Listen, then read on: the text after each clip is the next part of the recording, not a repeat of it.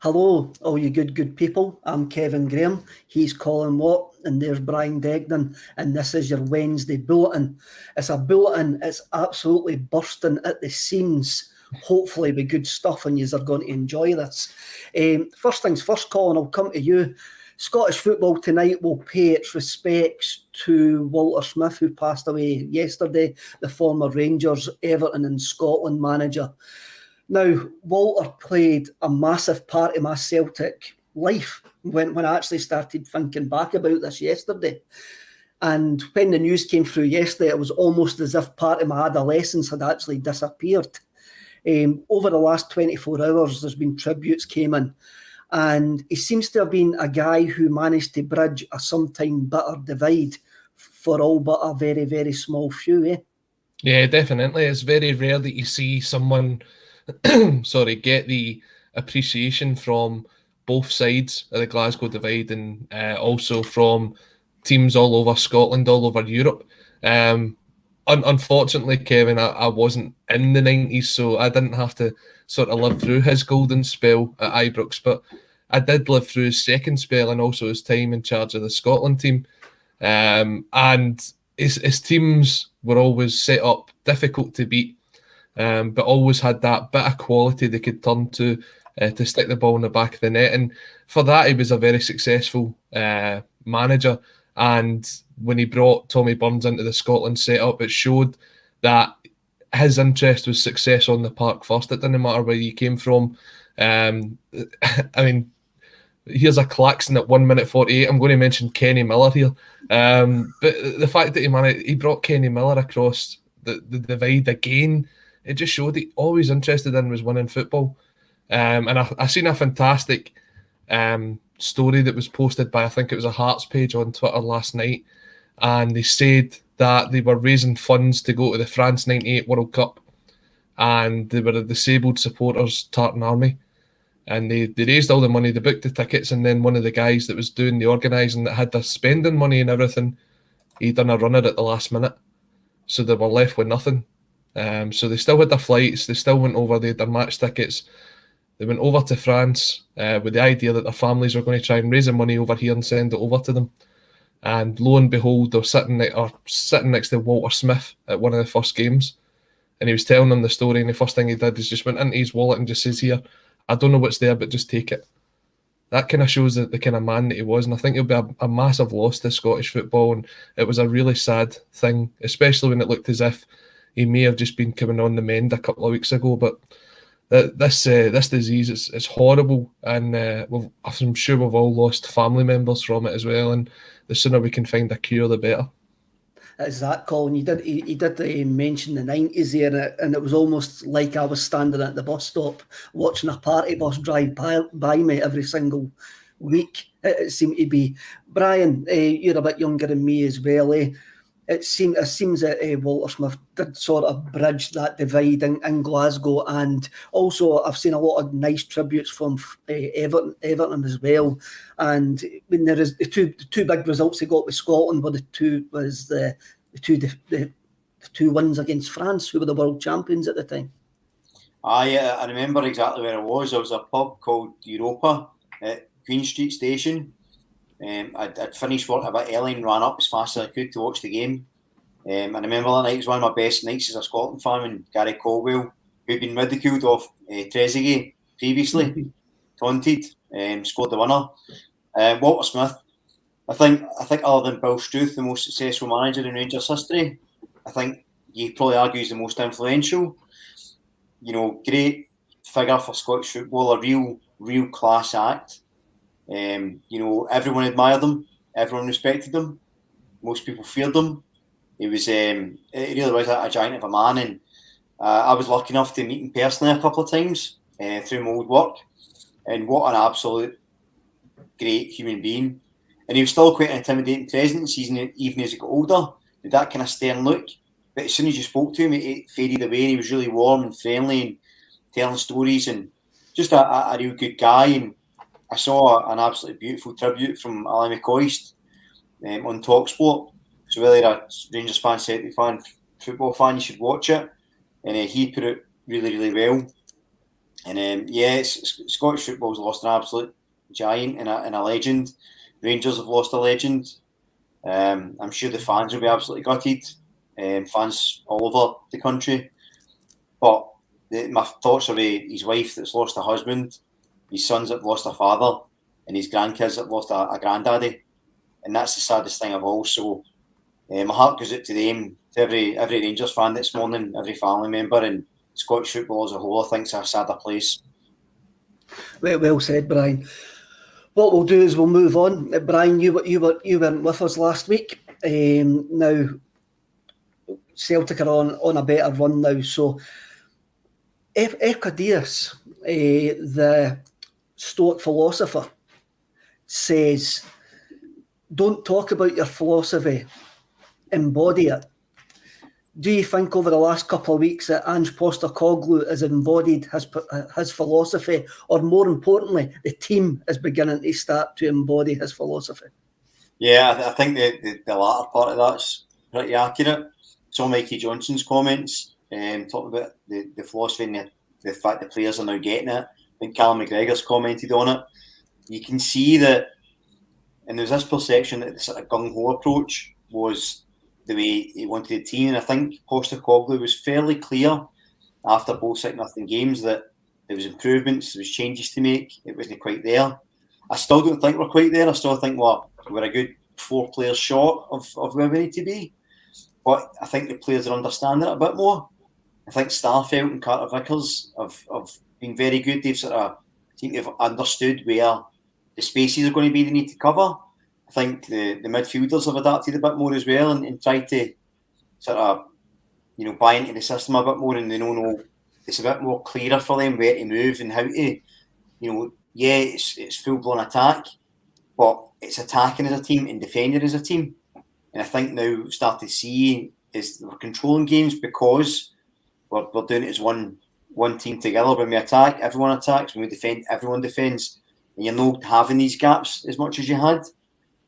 But it's still an exciting brand of football, and more importantly, we're getting results. So I think if I was to bet my house on Ange Postecoglou changing his ways, I would lose that bet because there's no way that man's changing. He said it himself the other day. He's 56 years old.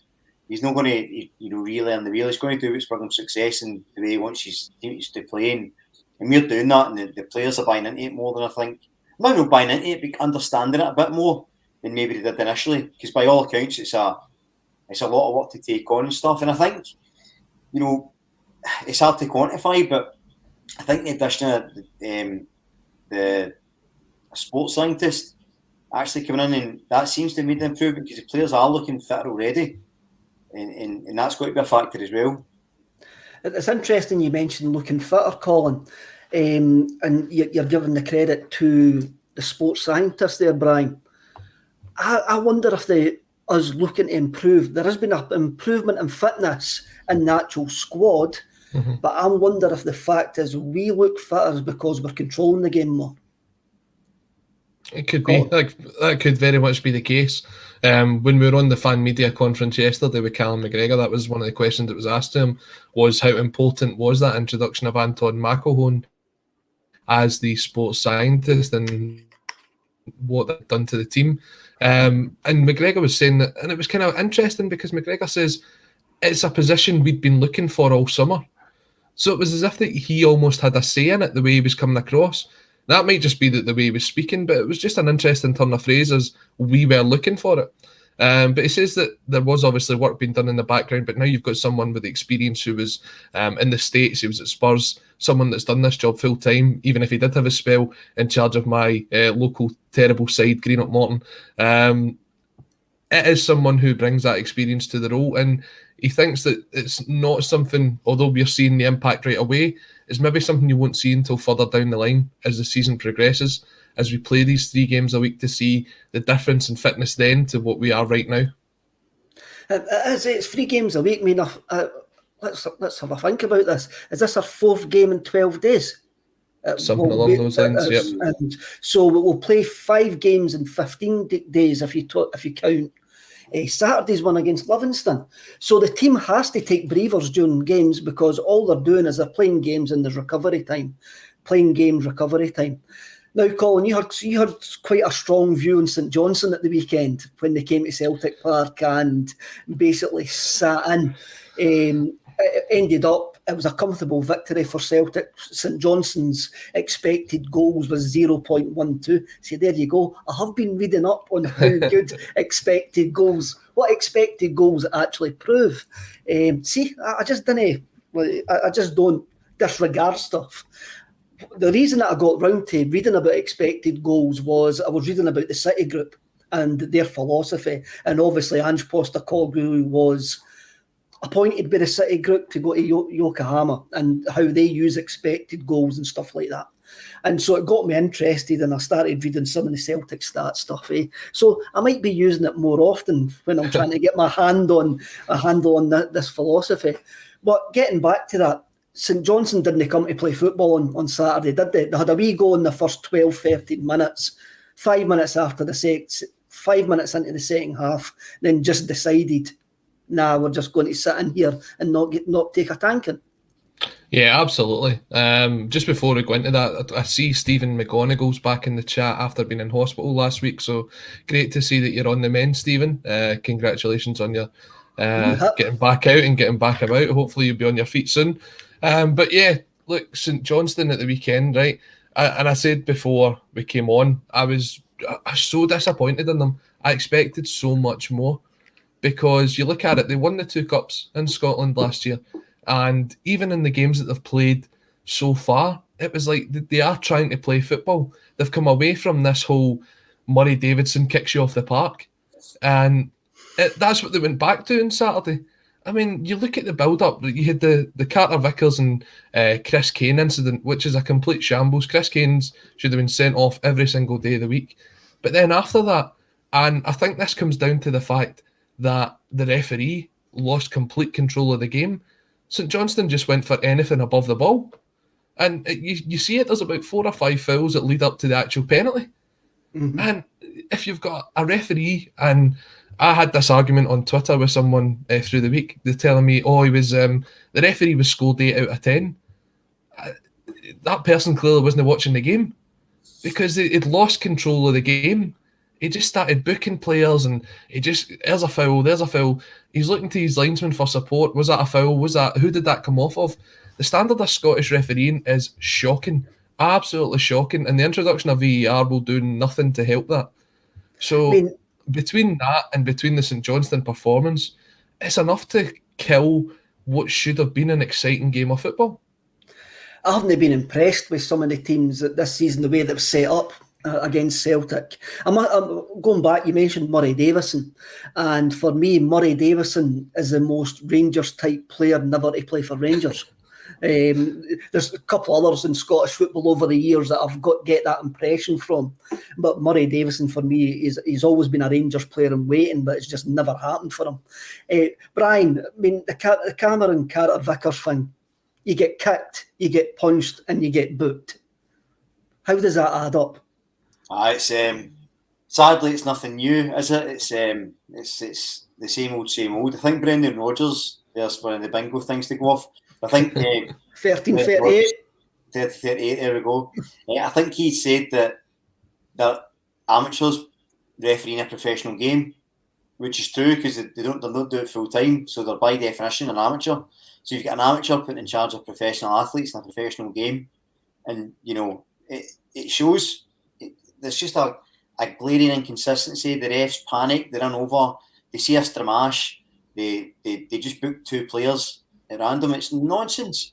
It's utter nonsense. Like, after Weekend Lions for less than Chris Kane get away with a yellow card. Like, it's madness. And do you know what I'm really disappointed about with St Johnstone? And I know they lost Alan McCann, who I think they were robbed, by the way, for a fee for him, but he's excellent. He was great for them last season, and I think you can see there's a real touch of quality missing in their team.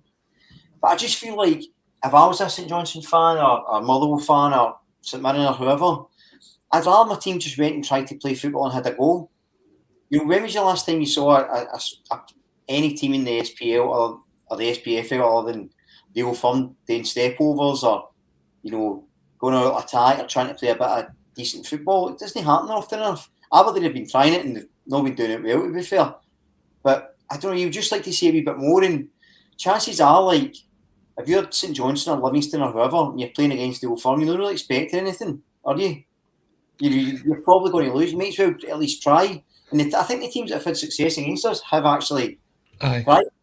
They've actually opened up and went for us, and I think it's something that, we had a discussion about it on the group chat. I don't think Scottish football is going to evolve unless teams start trying to play football. Because I think it's not as if they just played like that. And see if they just played like that against Celtic or Rangers and shut in deeply and tried to get a point. I could understand the law don't condone it.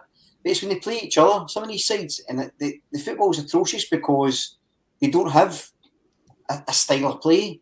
Like, we're talking about Hibs, we're playing Hibs tonight. What Hibs style of play? What is the signature style for Hibs now? They don't have one. No. See, when you look at it, Dundee United came to Celtic Park. I actually came out and had a go at us, and they got a draw out it. Now, St Johnstone and Motherwell, the last two games, both of those teams had 0 shots on target over 90 minutes. Now, it's not just as a team you'd be disappointed. There was, about 100 fans there for St Johnstone at the weekend. Imagine paying 30 quid to go to Celtic Park and watch your team just sit behind the ball for 90 minutes, barely have a go at them, Joe Hart could have sat there in a deck chair at the weekend. Not a single shot on target over the last 180 minutes. Now, you can say that's great defending from Celtic, or you can say it's a case of a team just going there and admitting we're likely going to get beat, so we'll just try and damage limitation from the word go. And it's one of those things, Colin, it's a tactic that, because what people will say, just to counter that, is that, well, Celtic, when they play in Europe, sometimes sit in because teams are, bigger budgets than them and stuff like that. But then I don't like that either. I don't think that's ever really served us that well. I always think we should go and have a go, against teams, because unless you try and play that way, you're never going to get better at it. And if you don't get better at it, you can't evolve. And if you can't evolve, then what's the point? It's a real bugbear for me. I had a rant about it a few weeks ago with Paul about, if you look at, teams in Europe that are just overlapping Celtic and Scottish teams, because, they've just got systems and philosophies in place that they're trying to play football a good way, and the players are playing good way. And it can be embarrassing at times. Especially living in England, defending Scottish football, and then you watch, Motherwell versus Livingston, and you think, right, I get the criticism. I see what they're talking about. I do think there's an honesty on the field in Scottish football with the players that are there, because there is a certain level of player, and there's even only a certain level of player who come to Celtic because of the level of the league that we actually play in. But I do kind of, this whole what teams should do when they're playing Celtic and what Celtic should do. For me, I've said this plenty of time, I want Celtic to go out there and try to play attacking football and try to entertain. But then there is another argument. It's a sporting spectacle. It is not an entertainment. Where do you sit on that, Colin? Is it a sporting spectacle or is it an entertainment? Is it now an entertainment leisure industry? Because it is an industry. You look at how other leagues all around the world are actually packaged, and how sports scene tries to package the Scottish game and that. It is an entertainment. It is. There is an element to that. But I guess, see, for your diehards like us that go week in, week out, it doesn't matter if you win 1-0 or if you win 6-0. The most important thing is you put those 3 points on the board. But there is a way of doing that and still being able to play proper Celtic-style football. The Celtic way that everybody goes on about. Now, the people would say that it's best kind of epitomised by the Tommy Burns teams. But the difference would have been that Tommy Burns teams didn't go on to win much. They won a Scottish Cup and that was it. They didn't go on to win leagues. So you've got to try and find a balance between looking at trying to get the points on the board and trying to play attractive football. I think we had that problem at the start of the season. I think we had a style of football which Ange has been trying to bring in, and we saw that it caused us some trouble. I'm thinking like away to Livingston, away to Hearts, where we didn't quite bed into that and we hadn't grown in. We hadn't understood fully the role of what the inverted fullback was. But now what you're seeing is it's a team that's gelling together.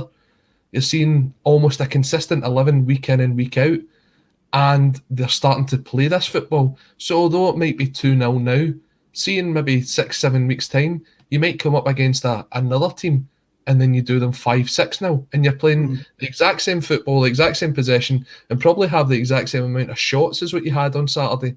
It's just you're more of a sort of polished article, and you see those chances getting put in the back of the net. Maybe every team in Scottish football needs a Charlie Mulgrew who likes doing scissor kicks to win and crossing the ball with his right foot. We'll need a Charlie Mulgrew to provide us with entertainment at times. Colin, you mentioned the inverted fullbacks there, and you're going to need to go in about 20 minutes because you're going to the game this evening and you've got a couple of things to tidy up. And John Paul Taylor's actually came out in the last hour or so. I think if you're going to the game tonight, you better leave within the next hour to actually get in before kick-off. The amount of problems that there's going to be. You were at the fan media conference yesterday, Colin, with Callum McGregor. You've just spoke about inverted fullbacks, so I'll play the video clip when he actually talks about the inverted fullbacks. Yeah, it's like you said, obviously it's been a thing that the gaffers tried to implement here.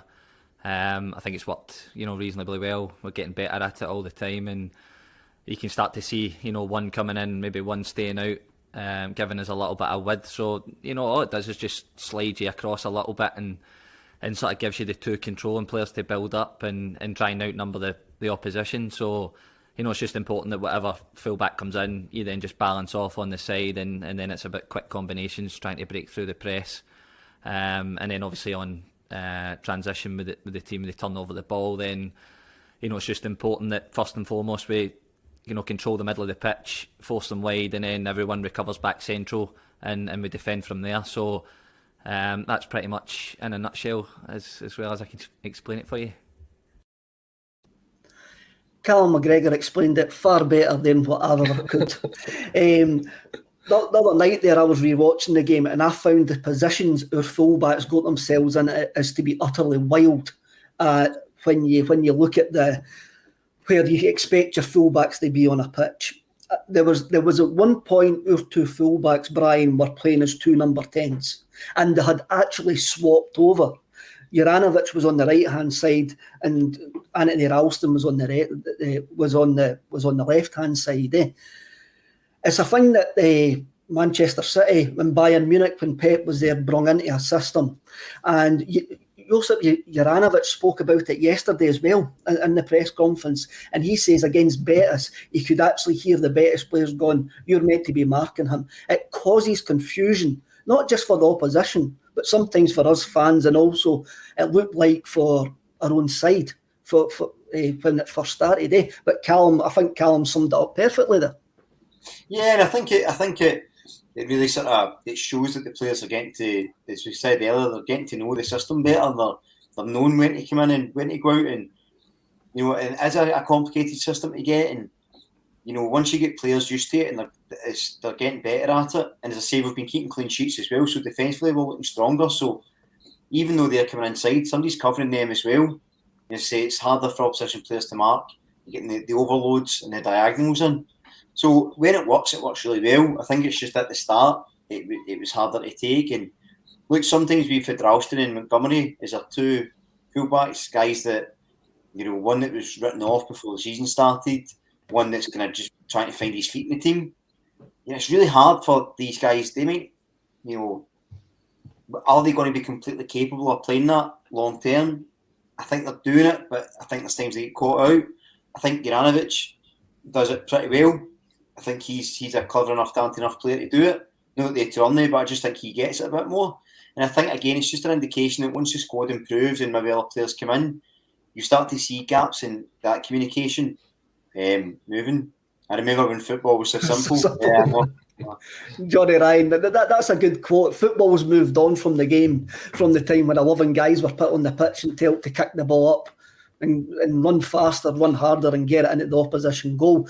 It depends what level of football you're watching, Kevin. I've watched some Scottish Championship games, and that's still the case this season. I've watched some English Championship games, and it's still the case down there. And these guys are getting rush football down there, isn't it? It's like I know. The English Championship is an utter slog of a league, and it's very surprising to see any good football in that league whatsoever when you actually watch it. Colin, I thought on Saturday, Josip Juranovic was utterly fantastic as left back. When I watched it back there, playing the inverted fullback role, he just seems so comfortable on what is his most unnatural side.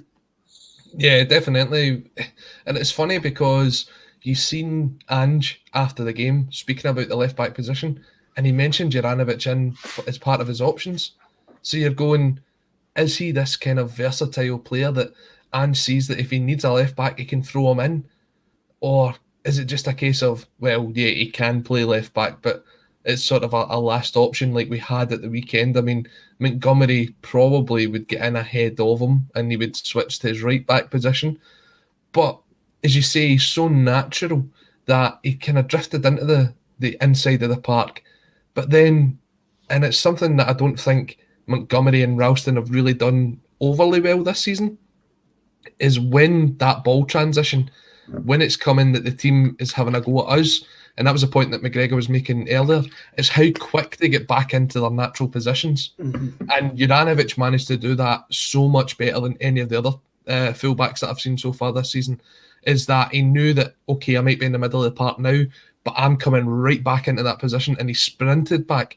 Other times I've seen sort of the fullbacks jogging back into position, hoping that the centre-half will come out and cover them, and it leaves a gap in the middle. And I've seen us being exposed a couple of times this season where we've lost goals from that. Juranovic was just switched on. He just knew straight back in, straight back out. It might not be a position that he's played before, but his natural position is a fullback, and he knows just to come straight back into that when we've not got the ball. It just shows how muddled we are as a club that our best left back's a right back, isn't it? Well, Brian, Colin mentioned Adam Montgomery there, and I had a quick wee a look at the heat maps for Montgomery in the last couple of games and Juranovic for the game on Saturday, and you could actually see Adam Montgomery played more as an old school fullback. He was in the areas where you would expect a fullback to be, but truthfully, he's in the areas where you expect an attacking winger to be, because that's what he is. I'll be honest, I'm just amazed. That's XG you've mentioned, heat maps. No. You know, all of it. Kev's going all Ted Lasso on us over here. I know. What a man. You're right. I mean, I think there's a player in Montgomery. I really do, and I think Ange sees it as well. I know he's a wee bit inconsistent, but he's still young enough, and I think he'll. It's funny because I'm not 100% sure where I think his best position is, because I do like him on the wing, but he has got a wee bit of dig about him, and his positional sense isn't bad. So, and am I right in saying did he not start off as a striker? Montgomery was a kind of left-sided forward, yeah. Left-sided forward, aye. So it shows that he's versatile as well, and I think like Juranovic being versatile, I think that's a key theme with players in Postecoglou's team, is that Kyogo, Jota, Abada, Juranovic, McGregor, Montgomery are all guys that can probably play a number of positions, and I think that really suits when they do that rotation, because they're fairly comfortable. I mean, a lot of times you see Callum McGregor actually drifting out wide and almost taking the ball on the touchline for the overlap. So I think that's a real quality he likes in players, which is why I still think we're a bit short. Like Ralston, as much as I really like him, I think his attitude's exceptional. I think he's so brave and so determined to win, but he is limited in his ability. I think Rogic is very, very good, but again, he's very specific to his role. Same with Turnbull. I think he's very much that's his position and that's it. So it'd be interesting to see if there's any changes in those parts of the field for a bit more versatility, to see if that helps the system. I find that. Sorry, Colin, on you go. Okay, well, I was just going to say that's part of the thing that Callum was asked about on the press conference yesterday, was the sort of idea of the midfield positions. And someone was saying to him, where would you prefer to play? Would you prefer to play as the box-to-box, as the number 6, as the number 10? And, well, instead of me trying to explain it, Kev, why don't we listen to what Callum had to say? Let's play the clip now. Do you know, it's a difficult question now. I've, like you said, I've played in so many positions that I just think anywhere in the midfield, I like being an 8 as well, in terms of, connecting the game and then going and joining in and, and helping out with goals and assists as well. And then the position that I'm sort of playing just now allows me to dictate the game and, you know, build the attacks and get it through the thirds. So, you know, to be honest, I'd play anywhere for this club, and like you just touched on there, I'd even play in goals. But you know, I just love my football here, and you know, I'm happy to play wherever the manager wants me to play. The comment that jumps out at me there, that's the first time I've seen this clip, is I would play anywhere for this football club, and I'll love to hear that for the club captain, really do. Colin, Callum spoke about him sitting in the number 6 position there. Since he's came back into the team, Aberdeen away, we had 550 passes. Motherwell, we had no, it was 450. Motherwell was 550 passes. Against Friday, it was 650. And against St Johnstone on Saturday, there was over 800 passes we made. For me, that shows Callum McGregor in that number, in that role back in that team. Especially the 3 games where he's been moved back to the number 6. He's the reason that we're controlling games. He's the reason that we're controlling the pace of the games. And he is the reason why we look far tighter as a unit now. Yeah, I agree with that to an extent. I think McGregor was obviously, you could see how much he was missed earlier on in the season. That game against Dundee United, the trip to the Spaghetti ad, you just saw that there wasn't someone who wants to take that ball and his first instinct is, I need to go forward with that. Because that's what you see from Callum McGregor in that sitting role. You don't see him kind of turn around and say, Starfelt, Cameron Carter-Vickers, here's the ball back. His first instinct's to get the ball, turn, and see where he can take it forward. As he says, play it through the thirds. Although I would say that over the last couple of games, and in particularly the St Johnstone game at the weekend, and I saw someone make a comment a minute or two ago about crab ball, the idea of the ball going like this. Horseshoe. And if you look at it, 2 of the people that has the most amount of touches on the ball for Celtic are Cameron Carter-Vickers and Carl Starfelt. And that's because they pass the ball to each other. It's if you watch it, it goes from one to the other, to the other, to the other, to the other. And it's like watching tennis between the 2 of them, just passing it back and forward. They slow the game down.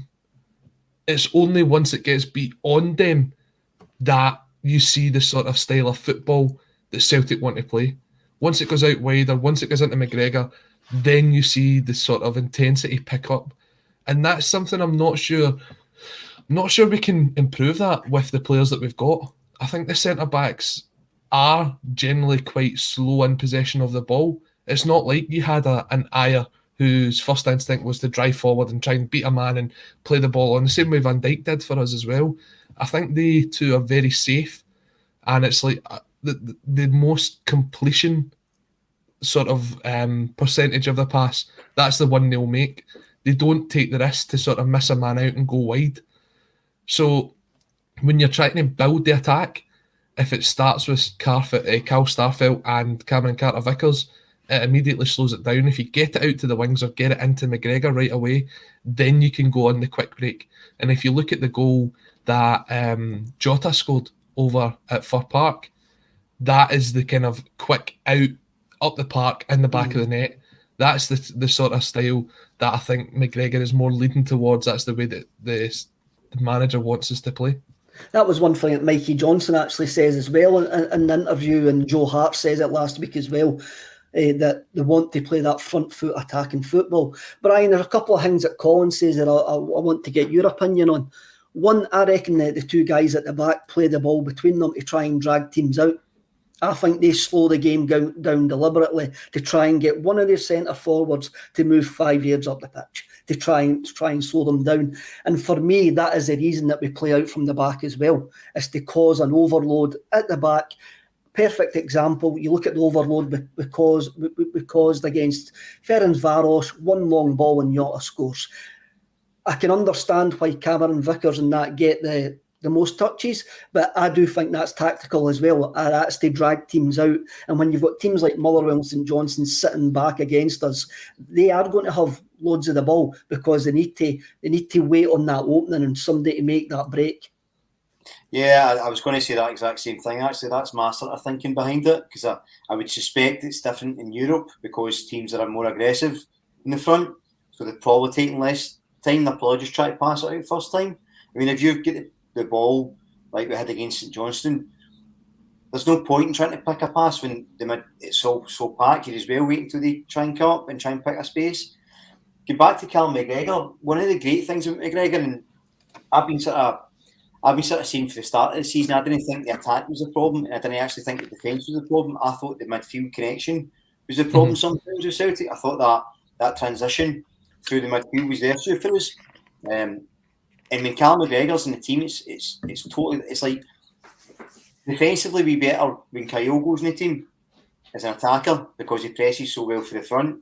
Offensively, we're so good when McGregor's in the team because he can take the burden off the centre backs. He's always drifting, getting in, collecting it off them, making a pass and moving, and it helps Roderick and it helps Turnbull be better. I think they're both far better when Callum McGregor's in the team. I think the defence looks more confident because they know if he's available, they can get the ball to him and he'll take care of it. They don't have to be scared of misplacing a pass when he's there. I think he's immensely important for how we play moving forward. And you picked up on it, Kev. He's such a good speaker, isn't he? Like he's a good interviewer. He's a good talker. He's a good ambassador. Like, and he's very, by all accounts, he's always been a very sensible young guy. And I think it comes across. So really proud to have him as captain. And I say, what a player.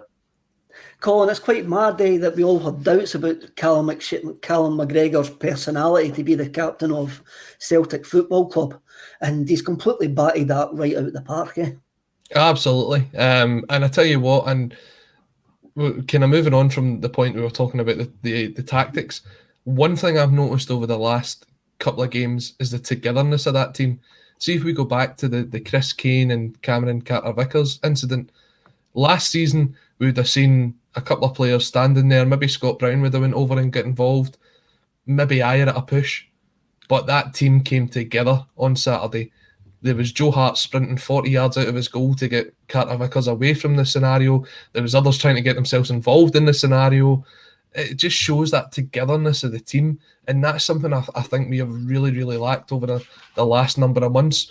And when you look at McGregor, if he's talking like that to us and to the press, what is he like when he's talking to the guys and kind of bringing them into the team, making them feel part of the squad?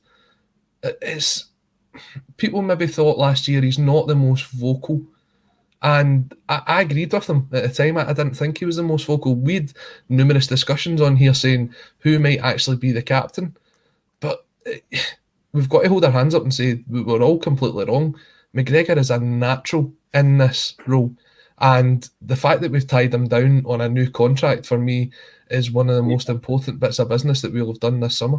The other thing, Brian, you're talking about leaders in the dressing room. We'll bring up Callum McGregor's new contract clip just there now, Colin. Josip Juranovic, Mikey Johnson have both mentioned Joe Hart as a leader in that dressing room as well. Are we surprised at that? Yes and no. I think when he was joining, one of the things I said was I wasn't blown away by his goalkeeping ability. You know, I think he's a good keeper, but I don't think he's a great keeper. I think he's considerably better than what we've had for a while. But what he brings that's so important to him is that experience, that leadership for the back, that organisation, that ferocity as well. I love when he makes a save. He's in people's faces. He's yelling about it. He really has a real passion, and that's got to inspire the guys in front of him. There may be times where you think, oh, you could have went for that quicker, or you should have covered that. But what he adds to the team is greater than just his goalkeeping ability. And I think he's spoke quite passionately about Celtic already. I think he's one of these guys that's sort of got it quite quickly, I would say. Mm-hmm. Just the things he said and the way he spoke and stuff like that. And I think that's really good. And just before you play the clip of McGregor, I love when they had that kind of Rami. I love when they asked Postecoglou about it. And he said he always has a chuckle at these things because he watches the guys that don't really want to get involved kind of hanging about at the back, kind of shouting and kind of standing about, doing the hold me back stuff. I love that for him. But yeah, I think that even you can see the players celebrate together the goal. There does look like a real kinship. And I think that was something Postecoglou said at the start, wasn't it? He wanted a certain type of person that was going to bring that culture, and I think you can see it.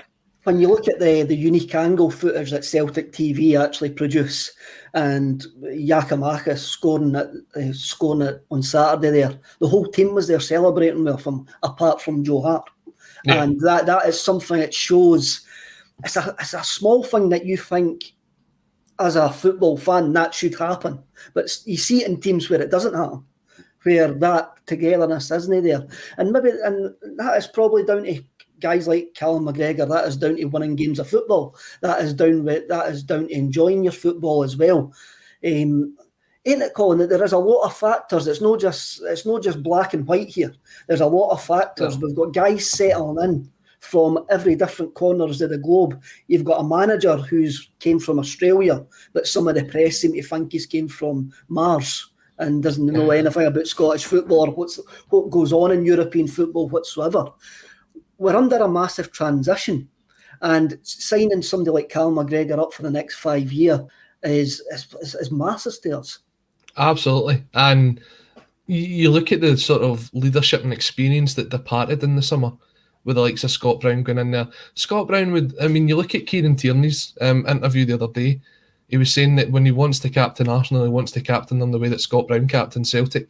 And the fact that he's got that sort of influence on young players that's coming in to the club, you can only hope that Callum McGregor has that exact same influence when the next sort of batch of players are coming through, or the next couple of signings are coming in, that he'll be the one that they say he is Mr. Celtic, the way that Scott Brown was over the last sort of 9-10 years.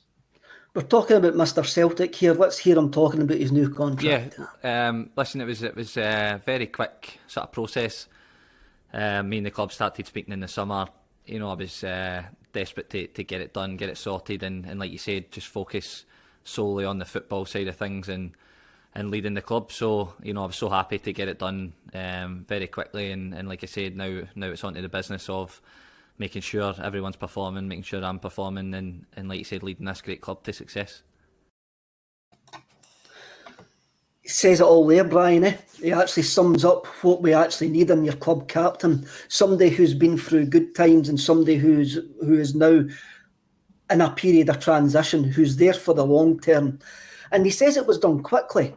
Do you actually think, and Colin mentioned it earlier on, do you believe that he had any, when he was signing this contract, that he went to the board, what is your plans for the future?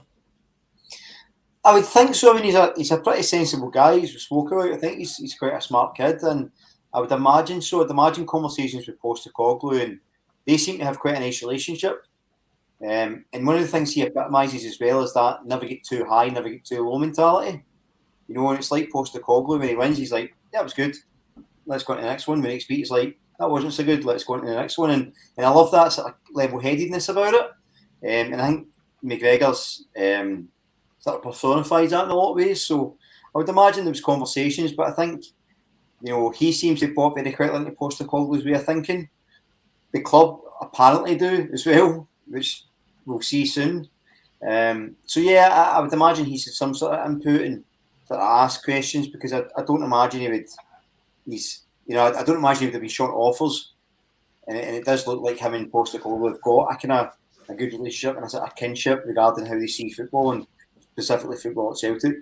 Yeah, I just want to. Sorry, Kev. I just want to say this clip, because I've got to jump off here in a minute. I've got to get myself ready to go to Easter Road tonight. I probably should have left an hour ago.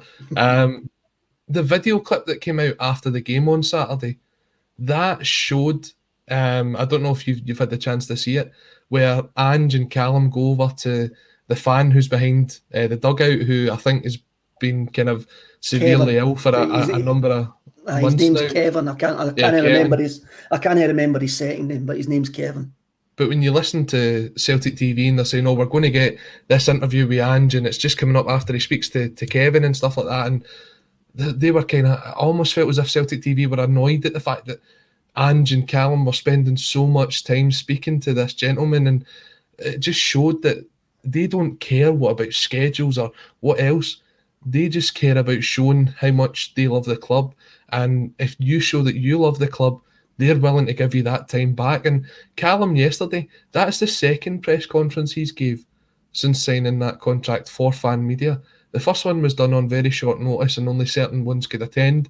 He knew that was the case and made sure that he made time for a second one yesterday.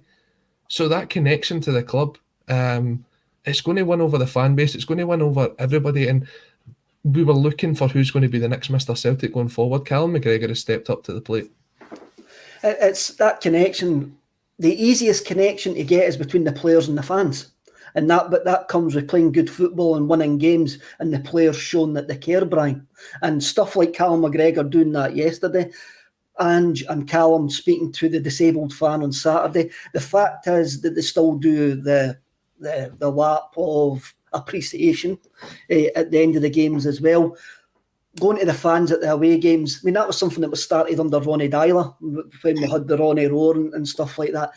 That connection is fairly easy to get, and it's the easiest part of the club to fix.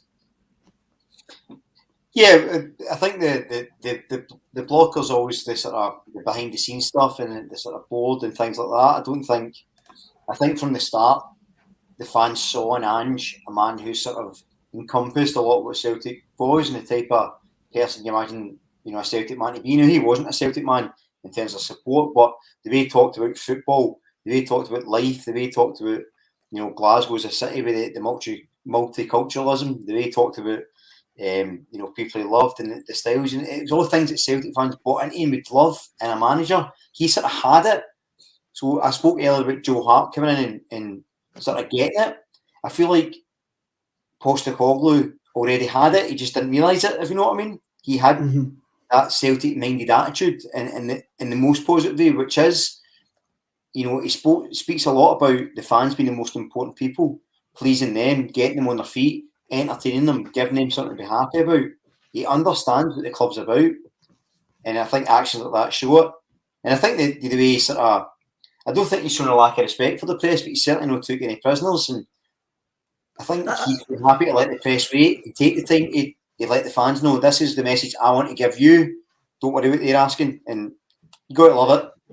I was interested to take Tony Haggerty's take on this, basically because Tony's worked in that area, and so you always have to refer to the people who are experts in that area. And he says that he was at the press conference when Ange gave one of the mates comments, and he says what didn't come over on the audio was he smiled when he says it. There was a sort of, I'm just going to...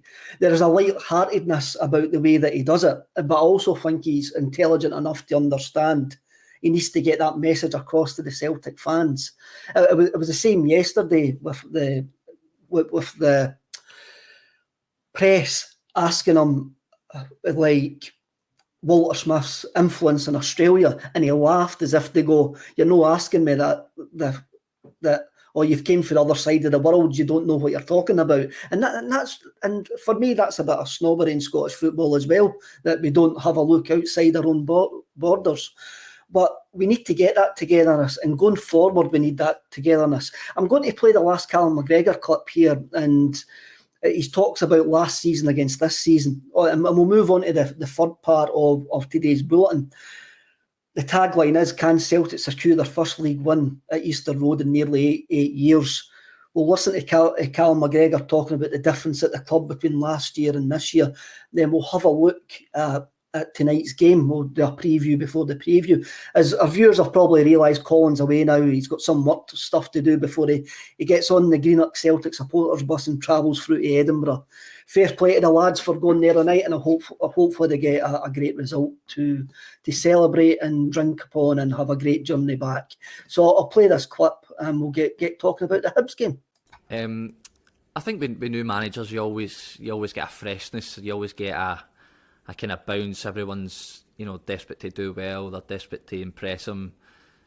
What he has come in and done is given us a sort of clear identity in terms of the way we want to play.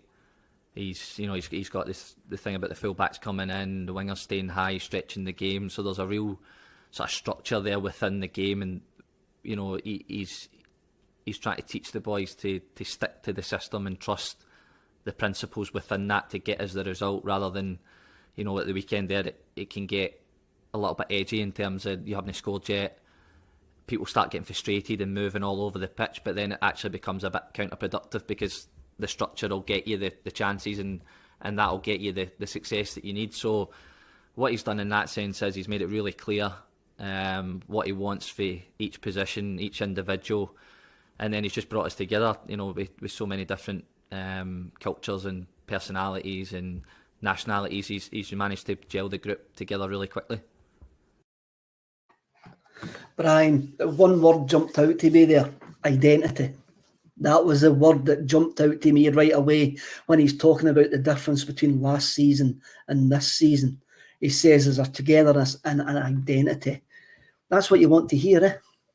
Oh, absolutely. It's something I've been harping at for several seasons, not just this season. And it's one of those things, and I would love to know how much input Postecoglou is going to have in the youth setup.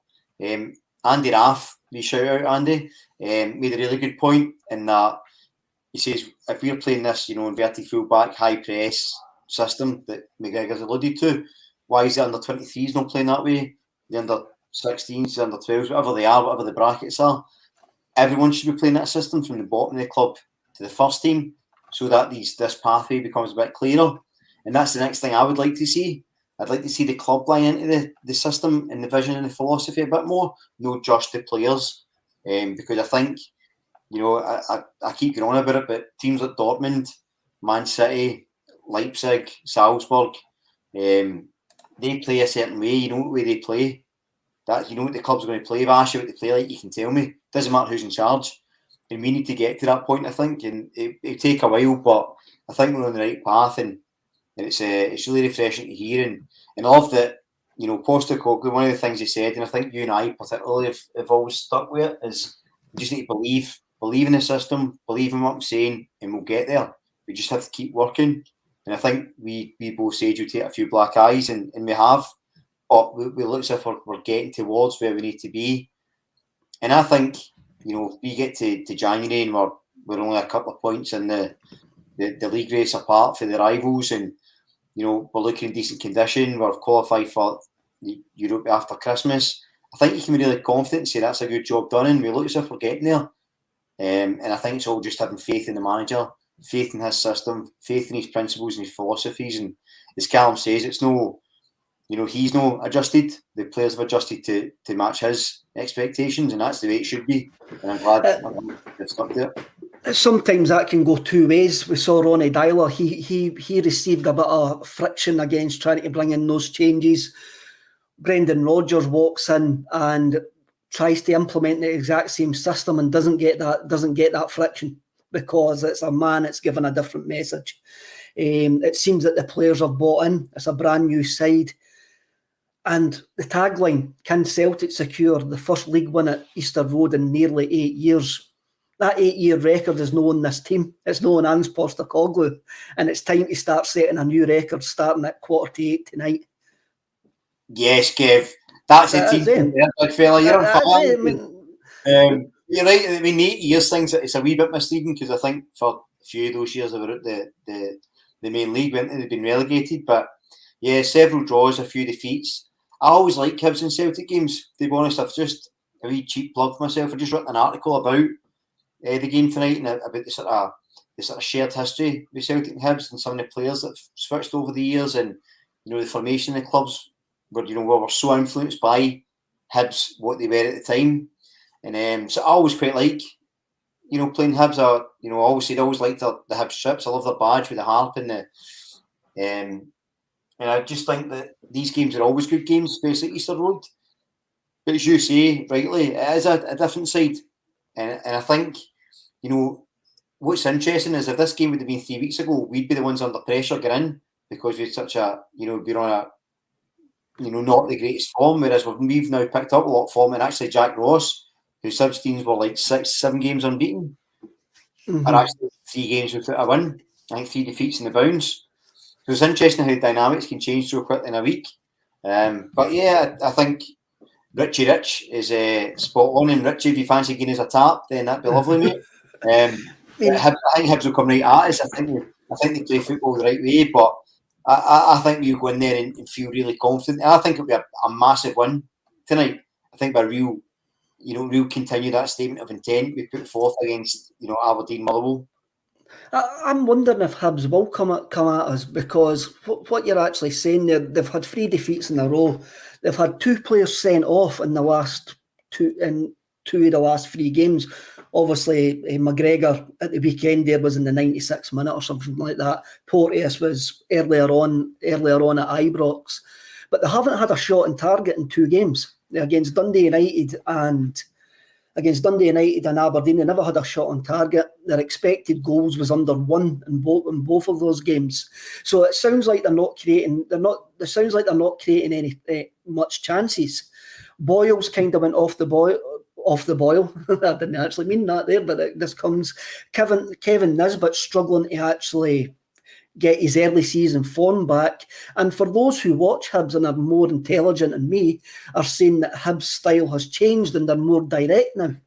And it could be a case that we might see them sitting in tonight and look to play on the break with Boyle and the young laddie Gulana, who seem to have come into the team as well. So while I do not expect Celtic to have 800 passes tonight, I still expect us to utterly dominate the ball, because I think Hibs will be quite conservative in their approach to the game, even though there's no pressure on them in this game whatsoever. I mean, the pressure's out. Right, yes, they want to turn around this run, but their fans are going into this not expecting it's going to be tonight. So what's interesting about that is that I kind of see it the other way. I think that actually this is a chance pressure-free. So if they get a result against Celtic, the confidence goes through the roof.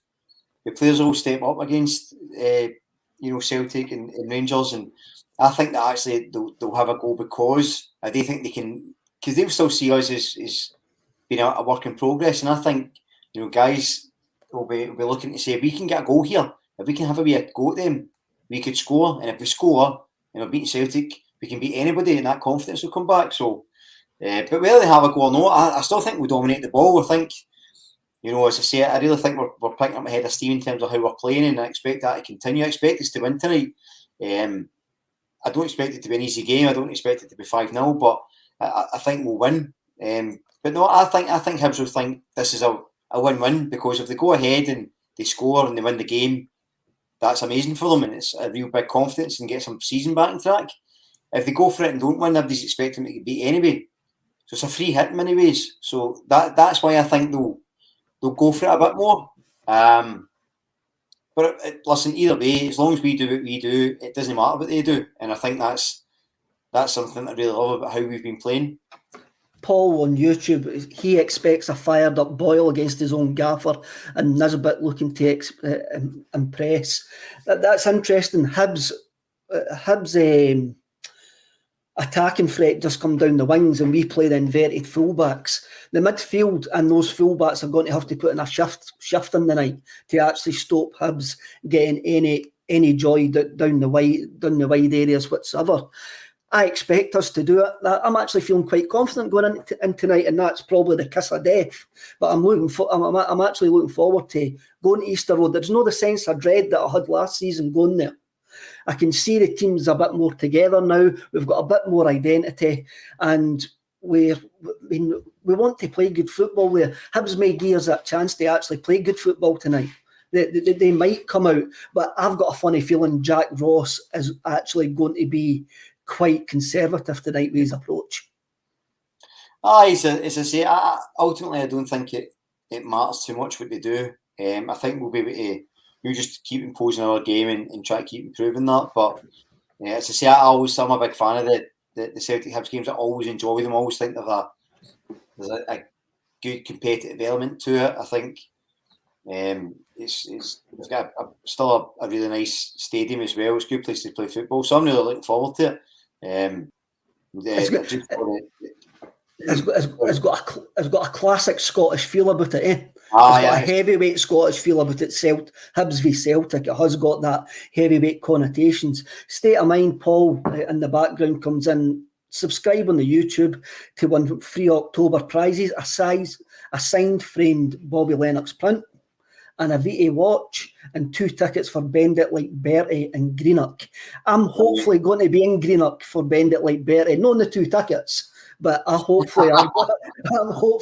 be insider knowledge there, eh? No, I hope to go and see Bend It Like Bertie in Greenock. I missed it in Glasgow, so I hope to be making a wee trip down the coast. Maybe get a wee poker chips or something like that as well when I'm there and have a look at the boats. I'm looking forward to the game tonight. We've got a couple of minutes left. Just to wrap up, what do you expect the score to be tonight, Brian? I'm going to go with a 2-0. I think with another clean sheet. I think, we'll definitely score a couple. I don't expect it to be an absolute battering, but I think we will dominate, possession. I think it will be fairly controlled. I don't think it'll be any sort of 6-7-0s, but yeah, I think a good comfortable win. And that's exactly what we need to keep doing. Just keep getting the wins, keep in touch with the league leaders, whether it be Hearts or Rangers or Dundee United are looking all right. So, keep in touch with these teams to January, see what we do then. We're in a good place. Okay, I'm back later on at 7:15. It's me, Lawrence Connolly and Russell Boyce. I'm going to be doing the match day tonight. Just want to thank you all for listening or watching. Please subscribe. And remember, if you haven't got a good word to say about anybody, then say it at all. Be kind to each other. Thanks very much.